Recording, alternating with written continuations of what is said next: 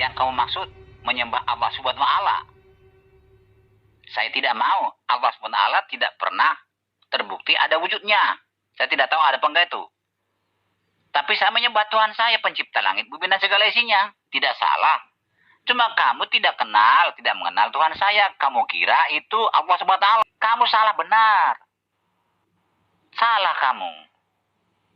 Tuhan saya itu bukan Allah Subhanahu wa Ta'ala. Tuhan saya adalah pencipta langit, bumi dan segala isinya. Memangnya Allahnya Yesus ada wujudnya, Pak? Pernah nggak Bapak ngelihat Allahnya Yesus? Pernah nggak Yesus ngasih tahu deskripsi tentang Allahnya? Coba Allahnya Yesus, Allahnya Bani Israel, itu dideskripsikan seperti apa wujudnya, kakek. Kamu tidak paham. Yesus itu tidak mengerti ajaib Yesus itu. Yesus itu adalah Allah. Karena dia berkata, dialah Allah itu, Allah itulah dia. Dia di dalam Allah, Allah dalam dia. Dia satu dengan Allah. Yang melihat Allah, melihat dia. Begitu. Jadi, kamu tidak mengenal Yesus saya tuh. Karena dia memang Allah itu. Bukankah Yesus sendiri mengatakan dalam Yohanes pasal 1 ayat 18 bahwa Allahnya tidak bisa dilihat dan suaranya juga tidak bisa didengar, kan? Dan di situ Yesus mengatakan dia hanya menyatakan. Ketika menyatakan bukan berarti dia adalah sesuatu yang dinyatakan. Saya tidak tahu. Pokoknya saya ingat perkataan Yesus. Dialah Allah itu, Allah itulah dia. Dia di dalam Allah, Allah di dalam dia. Dia satu dengan Allah. Yang melihat Allah, melihat dia. Yang mengenal dia, mengenal Allah. Jadi itulah rumusnya. Saya tidak mengerti itu. Saya juga pusing, tidak tahu itu. Memang itulah perkataan Yesus. Harus diingat semua. Tidak ada manusia yang pernah berkata seperti itu, hanya Yesus. Yesus berbicara tentang ajaran. Ajaran Allah itu ada di dalam dirinya, karena dirinya hanya seorang rasul. Itu maksud ayat tersebut. Itu kan Yesus mangkel sama si Filipus itu. Kamu sudah lama mengenal aku kok. Kamu nggak tahu tentang aku. Bukankah aku udah ngomong di Yohanes pasal 1 ayat 18 bahwa Allah itu nggak bisa dilihat.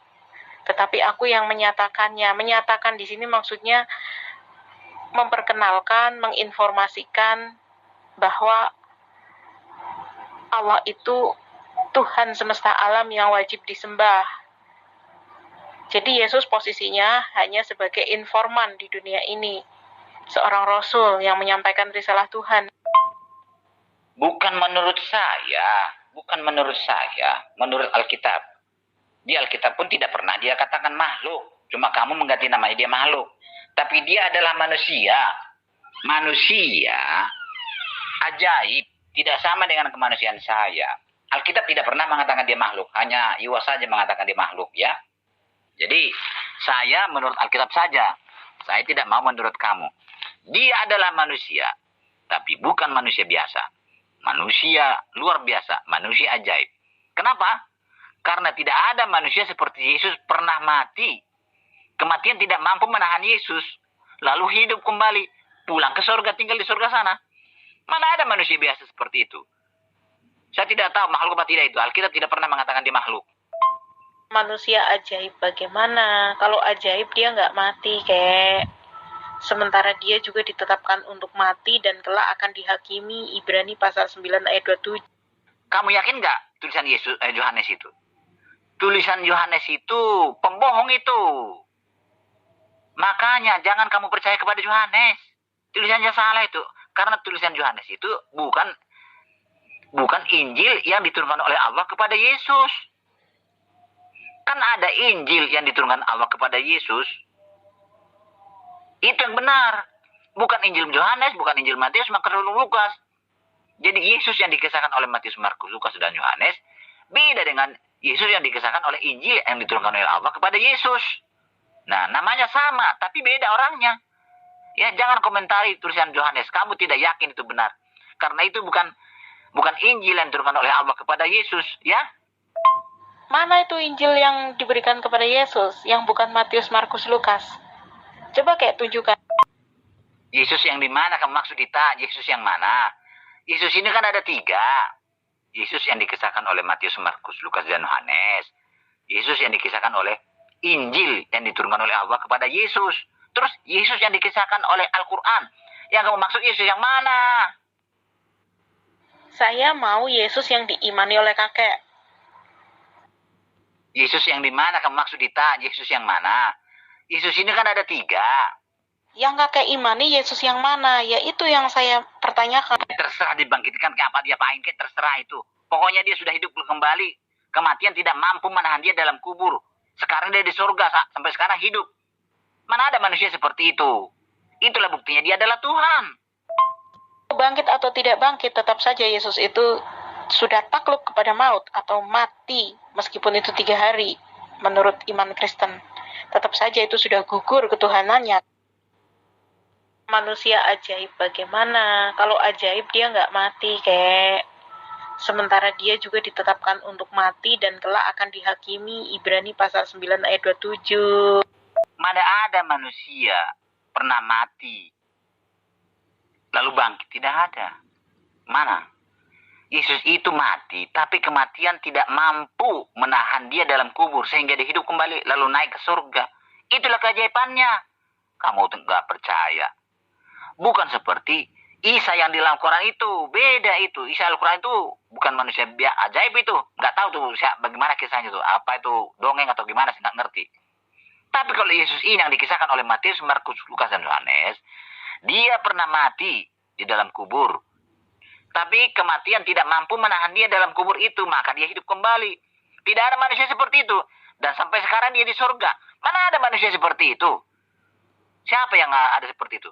Muhammad aja sudah mati di kubur, sudah busuk sampai sekarang, tidak bangkit-bangkit. Jika dasar ketuhanan itu harus mati kemudian bangkit, banyak kasusnya di dunia ini, kayak orang-orang yang mati suri kemudian bangkit lagi, malah bangkit sendiri, nggak dibangkitin. Nah kalau Yesus itu kan dibangkitin. Nah kemudian kakek coba cari referensinya banyak di Google atau di YouTube. Kisah orang-orang yang mati sekian bulan, sekian tahun, kemudian hidup lagi. Sama, kasusnya sama Yesus, mati, hidup lagi kan, itu menurut iman Kristen. Nah, kalau dasar menuhankan Yesus hanya dengan mati dan bangkit, banyak nanti sekutunya di dunia ini. Saya tidak pernah mengatakan seperti itu. Saya tidak pernah mengatakan. Saya kasih pun dalil dari tulisan Matius, Markus, dan Yohanes. Tidak mungkin kamu terima. Yang kamu yakini benar adalah Injil yang diturunkan oleh Allah kepada Yesus. Bukan Injil Matius, Markus, Lukas, Yohanes. Ngapain dibahas-bahas itu? Orang kamu nggak percaya itu. Sebenarnya yang sering tidak menerima ayat-ayat dari Bible itu justru Anda, kayak. Ketika kakek mengatakan sesuatu, lalu kami bantah dengan ayat Bible kakek sendiri, kakek akan ngeles. Katanya, kalian nggak mengimani Yohanes, Markus, Lukas, Matius, ngapain pakai ayat itu? Padahal kami hanya mengingatkan kakek tentang ayat Bible kakek, agar kakek lebih berdamai dengan Bible kakek. Loh, Dita, kamu jangan ikut campur dengan kitab kami itu. Kamu tidak mengerti dan tidak paham. Karena kamu bacanya bukan comot-comotan. Orang tujuan Tuhan kami adalah menyerahkan nyawanya. Orang Yesus sendiri mengatakan, aku datang bukan untuk dilayani, untuk melayani dan menyerahkan nyawa saya sebagai tebusan bagi banyak orang. Yesus sendiri berkata seperti itu. Yesus kami itu bukan Yesus yang dikisahkan oleh Al-Quran, beda.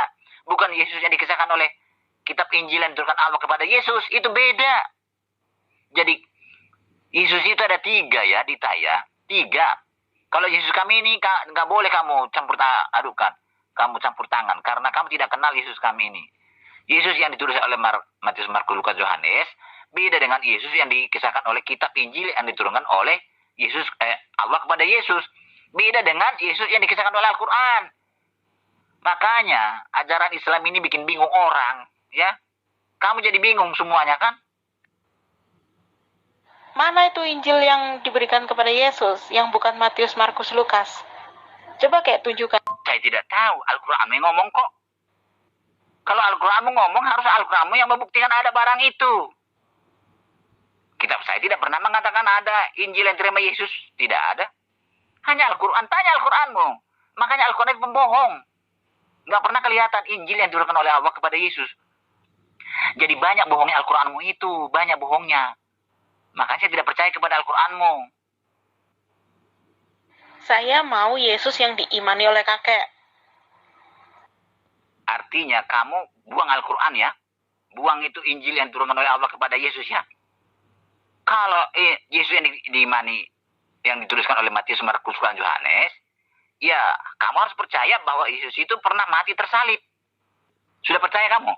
Kalau kamu percaya itu, berarti kamu harus masuk Kristen. Saya nggak peduli mau ada berapa Yesus. Intinya ketika saya berbicara dengan Kristen, maka saya memakai kitab Kristen, gitu aja. Markus, Matius, Lukas, Yohanes, itu kan kitab kakek. Kenapa kakek malah menyangkal ayat-ayat di dalamnya? Kakek bersikeras bahwa Yesus itu adalah tebusan. Tebusan apa? Tebusan dosa. Kalau dosa ditebus, ngapain Yesus menyuruh murid-muridnya untuk berdoa memohon ampun kepada Tuhannya? Lukas pasal 11 ayat 1-4, Matius pasal 6 ayat 12. Yesus menyuruh murid-muridnya untuk berdoa memohon ampun kepada Allah, bukan kepada Yesus. Kalau memang sudah ada penebusan dosa, untuk apa Yesus mengajarkan bertobat dan memohon ampun?